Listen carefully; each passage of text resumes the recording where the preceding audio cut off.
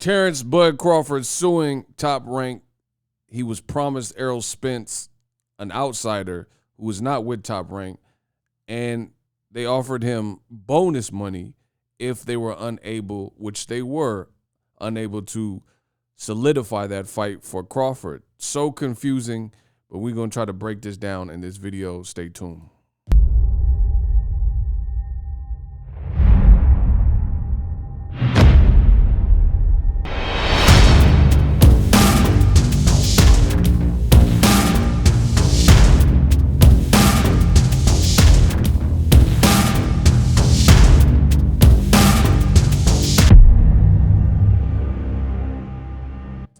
What up, Fight World? It's your boy Ego, and I'm back with some more boxing. Make sure you smash the like button. 2022. Let's run them numbers up. Now, I've talked about this, and I'll probably continue talking about this for a minute. Terrence Crawford, he is suing old promoter, or former promoter, now is no longer with Top Rank. A lot of people speculated this after the Sean Porter fight because Terrence Crawford, sitting next to Bob Arum, he basically stated that, hey, Bob Arum was unable to secure me big fights like the Errol Spence fight when I was with him, so how is he going to secure me the fight when I'm not with him? And just those few words, and he's like, I wish everybody the best. And just, you know, that brief admission let people know that, you know, things weren't what they needed to be. Now, your boy Boxing Ego has obtained a copy of the complaint from Terrence Bud Crawford, and I'm going to continue to analyze this. Section E, it says Top Rank fraudulently entered into and breached the 2019 Kavaliauskas, that's Mean Machine, championship bout agreement. Now, when New York Post, credit to them for bringing this to the light for the first time, because I actually was made aware of the complaint and the lawsuit by their report.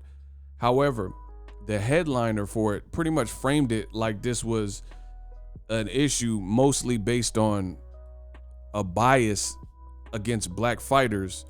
And although that is contained, I've since looked at the lawsuit and the complaint, although that is part of what is being complained, I guess, in this particular suit, that's not entirely what it's all about, you know? So a lot of people, they just seen that blasted everywhere on Twitter, on Instagram. This is why you guys got to come to my channel for the latest and greatest when it comes to boxing, because at the end of the day, there's a lot of copies and clones, and a lot of people emulate what I do, but the information is not the same. They're not like me.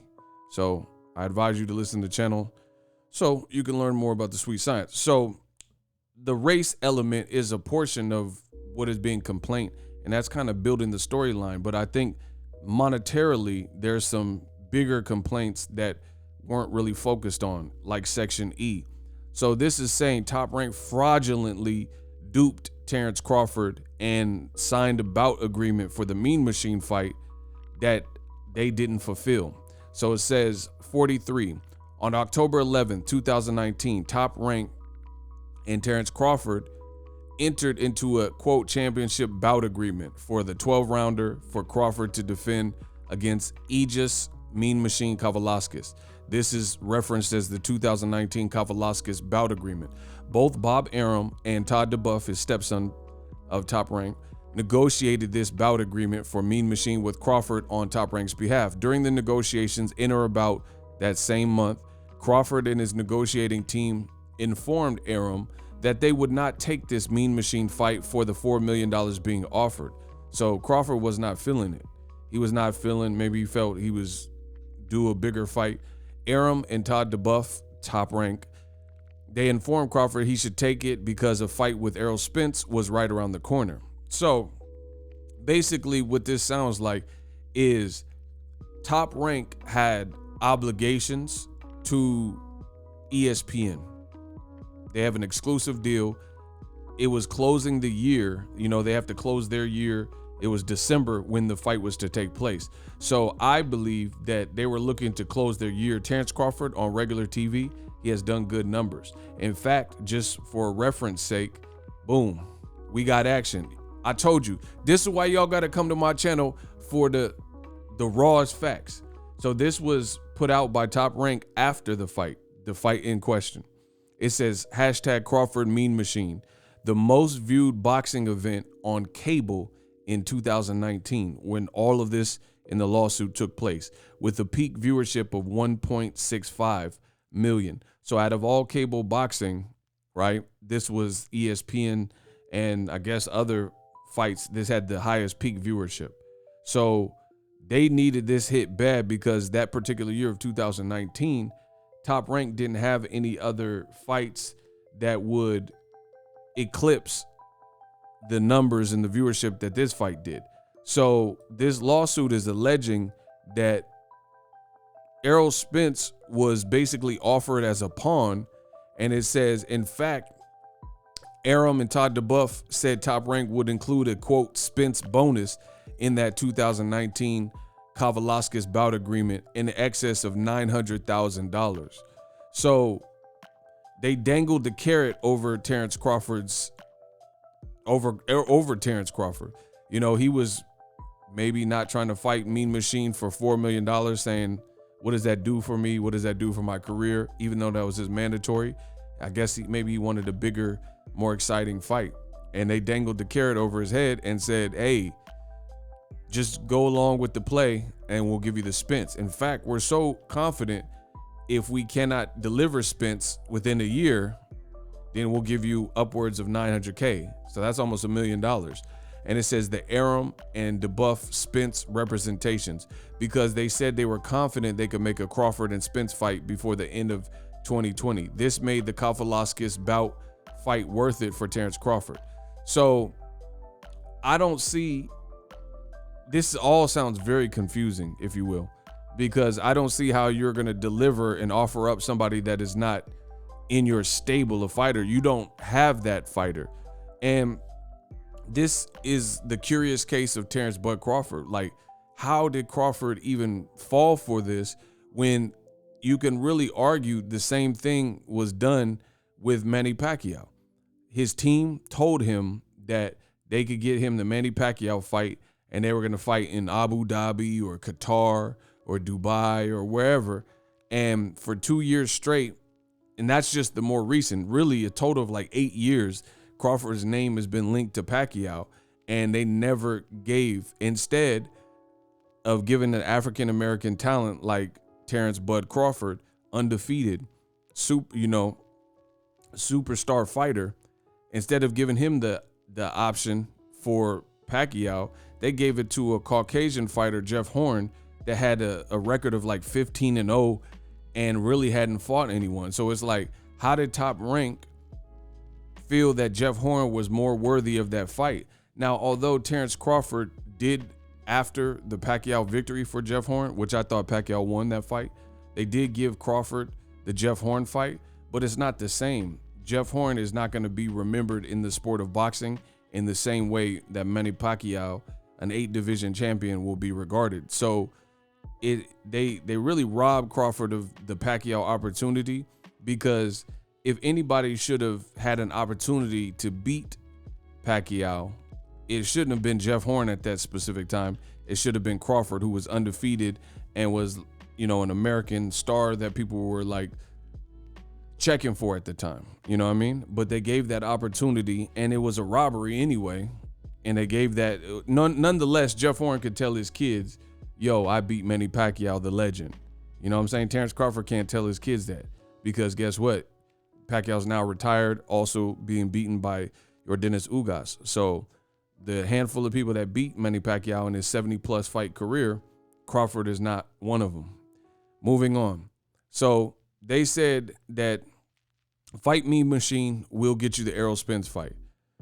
Nonetheless, this was in 2019. We're in January of 2022. Crawford still ain't got the Pacquiao fight. Pacquiao now retired, and he still ain't got the Errol Spence fight. So it's kind of weird to see that Crawford would fall for the okie doke, and people like myself try to tell Crawford, that this doesn't make sense.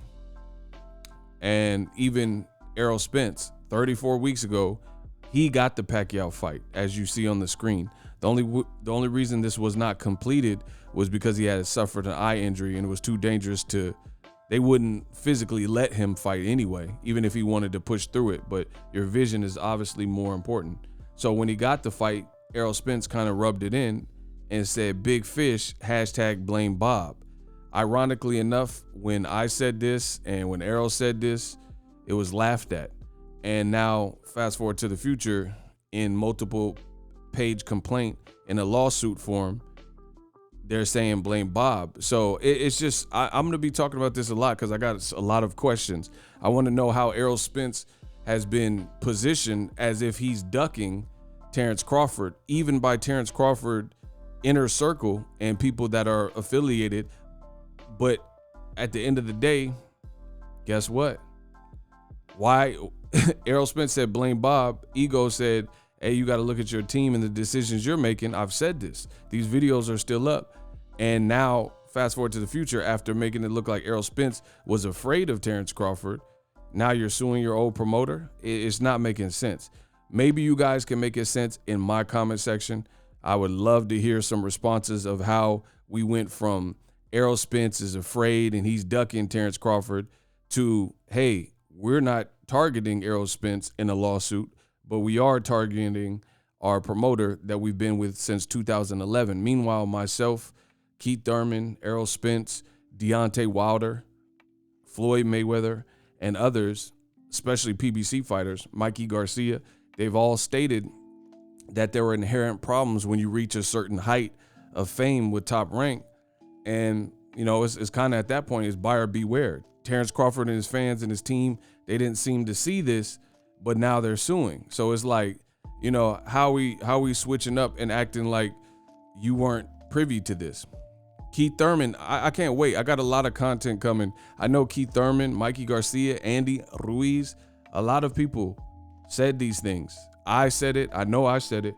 And Crawford didn't heed the warnings, and now he's in the position of being 34 years old, maybe going on 35 this year, and he's going to have to go through a legal battle to try to get what, you know, the ball should have been rolling on his career a long time ago. He literally beat Gamboa on HBO main event in 2014. We're clear into 2022 now, and some people would even allege Gamboa and Postal are some of the best names that he's fought ever. You know, maybe some people will switch and say Sean Porter now, but that was also Sean Porter in his very last fight after he had been through multiple wars. These are the facts. Subscribe to my channel if you like the content, and I'm out. The future is now. The Hibernation 5s by Kenichi Bear. Hybrid gaming and lifestyle headphones. Out of the box, you can connect to any console or PC.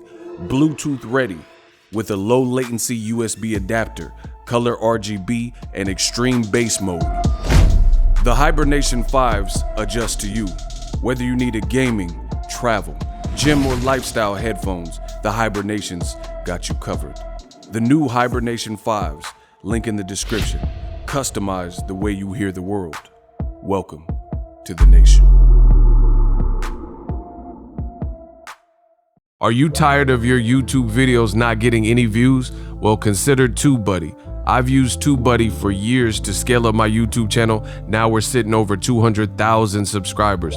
TubeBuddy is a browser extension that offers a ton of built-in productivity and time-saving services to take your channel to the next level. Use my link in the description to get started with TubeBuddy and level up your channel faster.